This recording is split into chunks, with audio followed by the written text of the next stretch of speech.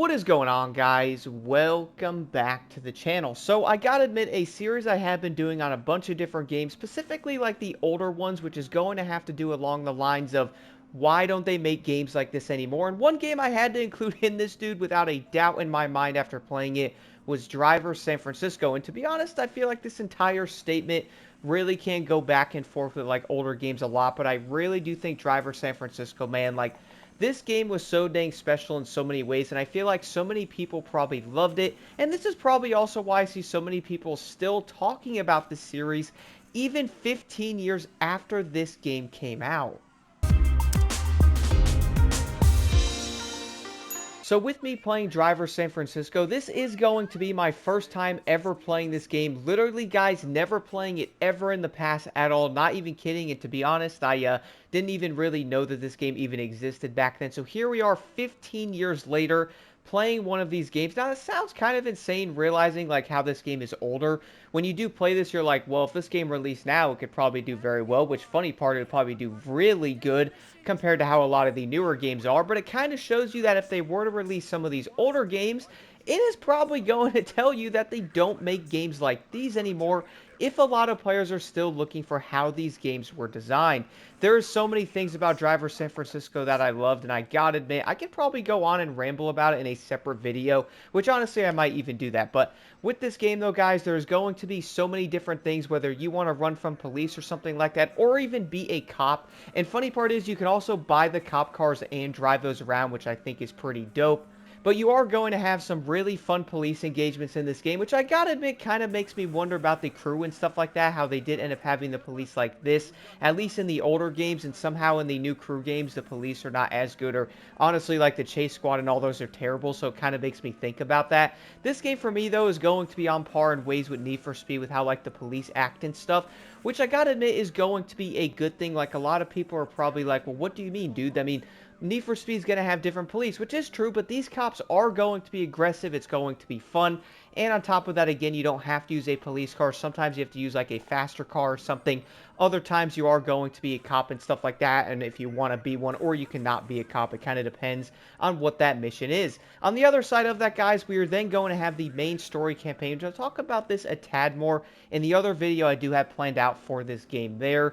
But throwing the entire campaign in there with a huge mix of different kinds of events and kind of keeping you on your toes and making you kind of think on what's going to happen. Like right now, I did end up finding out in this game that the guy you are going after, which is Jericho, is going to have the same ability as him, which is honestly just absolutely insane, guys. That mission was crazy. Like, you're driving down the road and he's also switching other cars trying to run into you, and that was crazy to me. I'm like, well, he has it too, bro. This is going to make things way more interesting, because who knows if he's also going to be listening or what he's going to try to do, knowing that you're also going to be doing the same thing. Like, it's really dope. And also, speaking of that, though, one thing I really do like a lot about this game, which I gotta admit, I really don't know a racing game that's probably done this to me in a very long time, or, you know, really sucked me into the story this much. Honestly, I think one of the last stories I really was into was probably Grand Theft Auto 5 like this. Like, being real, I'm sure GTA 6 will do the same thing, as we all do know how those stories are, man. But, like, I'm legit looking, playing through this game and going, yo,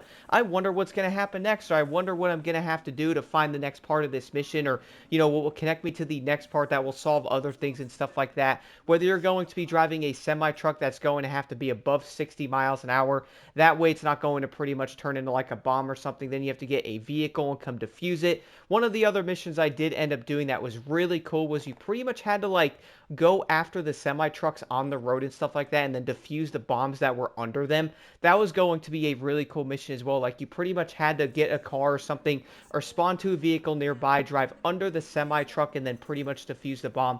You had to do like 10 of them or something like that. That was a really cool mission. Had a really good time with that, guys. Like, I really do enjoy the fact that I feel like the missions are going to have thought behind them, man. It's not like a drive here, sit here for a couple of minutes. No, you're going to drive to that location as somebody else, then you are going to pretty much have to spawn over to a bunch of other different vehicles, go defuse the bombs under those trailers.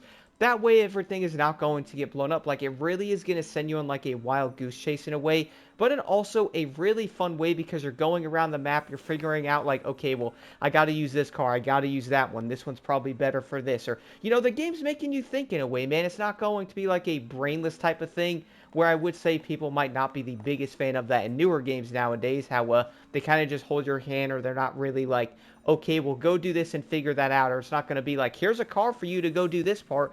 No, it's like, okay, well, go into your ability, go find the vehicles you need, and get this done within like 3 minutes. Like, I did enjoy that stuff a lot in this game, and it really did keep you on your toes in this.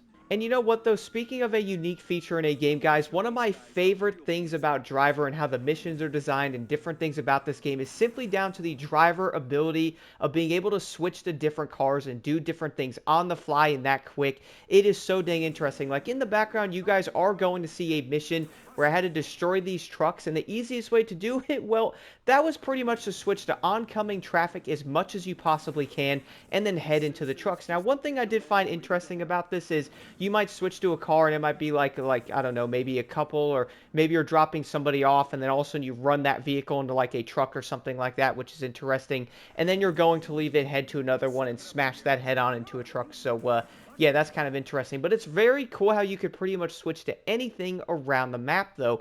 This is something I was like, well, wait, it's probably not like every car, right? No. If you are doing some of these missions, man, or you're just in the driver ability, bro, you could pretty much switch to almost anything. Drive around, hear a story about an NPC, or even, you know, help yourself in a mission. Or maybe you might find a really cool car. Like, one of the missions I was doing, I found a Lamborghini Countach. I'm like, ooh, let me jump into that because I did not even know this car was in the game, bro. Earlier in the game, I also saw a Lamborghini Diablo, which I did unfortunately not be able to get in it. But I probably have to get farther into the game to be able to see that one. But it's like, oh, look, a really cool car. It almost reminds me of a different version of Grand Theft Auto in a way, right? Like, you're going to see a really dope car. Let me switch to it. Let me drive it. Let me see if I like it, right? Maybe you want to do that before you buy it. It's kind of like a different type of thing you don't see in a racing game. And I feel like they put so much thought behind the design of this, though, because I would say a lot of games are like, nah, that's going to be too much work, or we can't do that in a modern game because we got to get these games out faster, right? Like, we can't develop the game that long. No, no, no, no. We have to release the game as a half-finished game or like a DLC or something, and you don't feel that way at all in Driver San Francisco. And oh, also another thing I did want to mention here, I don't know what it is, but driving around in this game and driving just different cars and Driver feels so dang fun, dude. I was using a Cobra on one mission, and man, did it feel great. First person view also looks awesome. I'm sure people are going to be like, well, the mirrors don't work. I mean, that's cool, but I'm still enjoying how the interior views look. This game is also going to look very unique in that aspect, man. I love the way the cockpit view looks. Third-person view is also going to look great, man. Driving different cars also feels different. I do like driving something like a truck or even like a semi-truck is going to feel heavy. Who would have thought? Driving something really fast like a Lambo is also going to feel crazy as well. Like, going really fast in this game, dude, feels crazy, dude. I'm not going to lie. Going 200 miles an hour in Driver really does feel insane, and I do love the way that they did end up doing it, because you really are going to feel like you're flying, man. You kind of got to get used to it. I'm not going to lie. I probably am going to crash a lot once I start getting the faster cars. As right now, I could pretty much buy some of the Lambos, but I'm kind of going through and just stacking money and doing different things, and then that way I could buy a few cars if I am looking to get those, and my good, it's just so fun, dude. I was using a rough in one of the missions. That thing was so dang quick. Hit 200 miles an hour, pretty much no issues. I also did drive a Lamborghini Murcielago, and I was just flying, bro. Like, 200 miles an hour feels absolutely insane, and I really do think they did a great job of the sense of speed in this game. But if you don't want to go fast, though, even driving a little bit slower is still going to feel fun. Like, being under 70, 80 miles an hour still feels great, depending on what you are using. So it kind of hits, like, every side of it, you know what I'm saying? I feel like a lot of racing games, or even any game in general, going slow is normally not that fun, but a game that can really pull that off, even Test Drive does a good job at that. I do feel like it's going to make it even more entertaining, guys, but I gotta admit, I could keep ranting. This game really was so dang special. I absolutely love Driver San Francisco, and it really goes to show in so many different ways that they simply don't make games like this anymore. What's kind of insane, if you do go back and look at something like what Ubisoft did before, compared to what they are doing now, it honestly gets very concerning in a lot of different ways on what they are putting out nowadays compared to before, man. Like, I'm going back and looking at a game like this one, and I'm like, dude, what happened? This game was so good. You're telling me they published a game like this compared to what they have now. It's just really confusing to me. Do let me know what y'all think, and let me know in the comments below what other games would you guys say also falls into the category of how this video is, like they don't make games like this one anymore. Name some of the ones in the comments below. I am really interested, and my goodness, honestly, I'm going to get back to enjoying some Driver San Francisco. I really wish they put this game on PS5 for people who never got to play it. I feel like so many people would absolutely love this game.